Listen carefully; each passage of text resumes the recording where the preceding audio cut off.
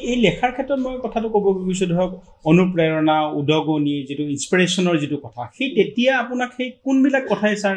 হেৰি কৰিছিলে আমি যদি অকণমান আগলৈ যাব খুজিছোঁ আপোনাক সেই আৰম্ভণি সময়খিনিলৈকে ধৰক আপুনি ঘৰত এটা পৰিৱেশ পাইছিলে বা স্কুলত আপোনাৰ স্কুলখন পাটাচাৰকুছি বিদ্যাপীঠত আপুনি পঢ়া শুনা কৰিছিলে সেই স্কুলৰ পৰিৱেশটোও চাগে আপোনাক সহায় কৰিছিলে এনে মানে কি ধৰণে ছাৰ আপুনি অনুপ্ৰাণিত হৈছিল লিখিবলৈ তেতিয়া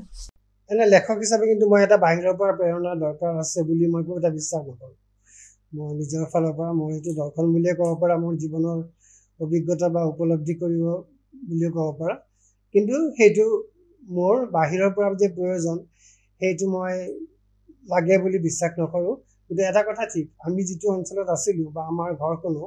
গোটেইবিলাক মানুহ প্ৰত্যেক ঘৰতে এজন বা দুজনকৈ শিক্ষক আছিল আৰু সেইখিনি সময়ত শিক্ষকৰ পৰিয়ালবিলাকৰ লগত কিতাপ পত্ৰ আলোচনী পঢ়া শুনা এনেকুৱা ধৰণৰ কথাবিলাক থাকে সদায় সেইটো এটা খুব স্বাভাৱিক প্ৰক্ৰিয়া আছিলে আমাৰ জীৱন ধাৰণৰ আৰু মোৰ কাষৰ ঘৰখন আছিলে ৰঘুনাথ দেৱ চৌধুৰী তেখেত মোৰ বৰদেউতা বা জেঠা হয় তেখেতে লেখা মেলা কৰি থকা চোতালত বহি লিখি থাকে সেইটো কথা আমি সেইটো আমি সৰুৰ পৰাই দেখা পাওঁ আৰু তেখেতে যিহেতু লেখা মেলা কৰিছিলে আৰু তেখেতৰ ঘৰলৈ বা আমাৰ ঘৰলৈ বিভিন্ন লোক আহিছিলে যিবিলাকে আহিলে প্ৰথম কথা আমাৰ আলোচনা হয় লেখা মেলা যে কোনে কি কিতাপ লিখিছে বা বাতৰি কাকত কোনে কি লিখিছে কোনে কি কিতাপ পঢ়িছে তেনেকুৱা ধৰণৰ আলোচনাবিলাক আমাৰ ইয়াত তাত বেছিকৈ হৈছিলে আৰু আনকি আমি যেতিয়া ডেকা বয়সত পাইছিলোঁ স্কুলৰ বাহিৰৰ সময়খিনিতো কিন্তু আমাৰ কিতাপ পত্ৰ আলোচনা বেছি আছিল হয়তো মোৰ এটা লেখাৰ প্ৰৱণতা থকাৰ কাৰণে হ'ব পাৰে বা কিতাপ পঢ়াৰ এটা ধাৰণা থাকে আৰু হ'বৰ কাৰণে হ'ব পাৰে যিটো মোৰ বন্ধুবৰ্গ বা যিটো মোৰ চাৰ্কুল এটা হৈছিলে মোৰ সেই চাৰ্কুলৰ গোটেইবিলাক ল'ৰা ছোৱালী তেতিয়া পঢ়া শুনাৰ প্ৰতি খুব আগ্ৰহী আছিলে কিতাপ পত্ৰৰ কথা আলোচনা কৰি ভাল পাইছিলে বা বিভিন্ন লেখকৰ কথা তেতিয়া আমিতো গাঁৱত থাকোঁ পাটাচাৰকুছিত থাকোঁ কিন্তু বাহিৰৰ যিবিলাক লেখক আছিলে যে হোমেন বৰগোহাঁই হওক হীৰেণ গোহাঁই হওক বা সেইখিনি আমাৰ ওচৰত আব্দুল মালিক হওক তেওঁলোকতো বাহিৰত থাকে আমি তেওঁলোকৰ ব্যক্তিগতভাৱে কাৰো লগত চিনাকি নাই কিন্তু তেওঁলোকৰ প্ৰতি আমি এটা কৌতূহল অনুভৱ কৰিছিলোঁ আৰু কোনোবা হয়তো গুৱাহাটীৰ পৰা কিবা এটা কাহিনী শুনি আহিছিলে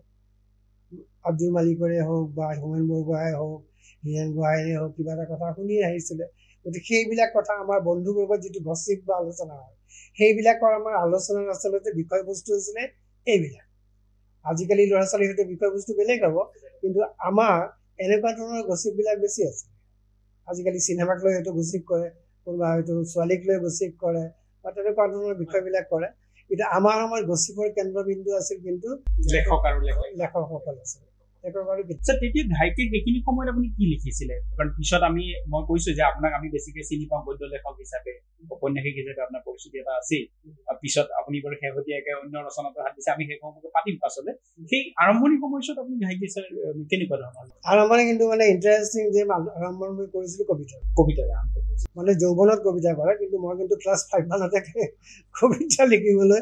আৰম্ভ কৰিছিলোঁ আৰু মই এটা দৃশ্য মানে খুব মানে মনত পৰে ক্লাছ 5 নে 6ত চাগে দেই তেনেকুৱা বয়সত হ'ব আৰু মই পাহৰিছোঁ তেনেকুৱা সময়ত সেইটো বয়সত মানে কোনোবা এটা কবিতা মানে কোনোবা এটা মইনা পাৰিজাত চৰা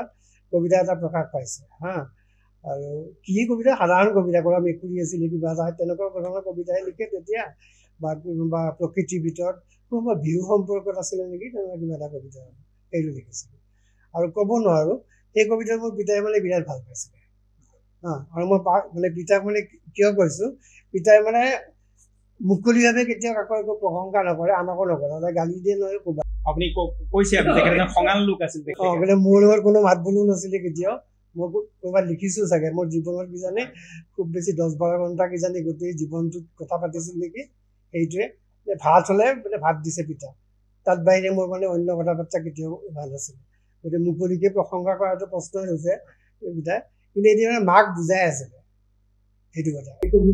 সেই কবিতাটো পঢ়ি যে ই এটা ডাঙৰ কবি হ'ব দেই তাৰমানে মই যে কবিতা লিখাটো ভাল পাইছিলে বা কিবা এটা বস্তু বিচাৰি পাইছিলে সেইবোৰ সময়ত এতিয়া বুজি পাইছিলোঁ কিন্তু মনত কেতিয়াও নকয় যে কবিতা লিখিব লাগে বা কিবা লেখা মেলা কৰিব লাগে সেই বিষয়ে কোনোদিন আমাক কোৱা নাই মানে সেই কমিউনিকেশ্যনটো আমাৰ লগত কোনোদিন নাছিলে হয়তো আমাৰ ক'ব নোৱাৰোঁ আমাৰ সমাজ ব্যৱস্থাটো তেনেকুৱা আছিলে যে পিতৃ বা দেউতাকৰ পুতেকৰ মাজত তেনেকুৱা আছিলে আমাক যদি ক'ব লাগে এটা ভায়া মিডিয়াৰ যাতে কোৱা আমাক যদি কিবা এটা কথা ক'ব লগা হয় পিতা নহয় যদি কিবা এটা বুজাব লগা হয় কোনোবা পিতাৰ লগৰ কোনোবা এজনে শিক্ষকৰ হতুৱাইহে পোনপটীয়াকৈ কথা পোনপটীয়াকৈ নহয়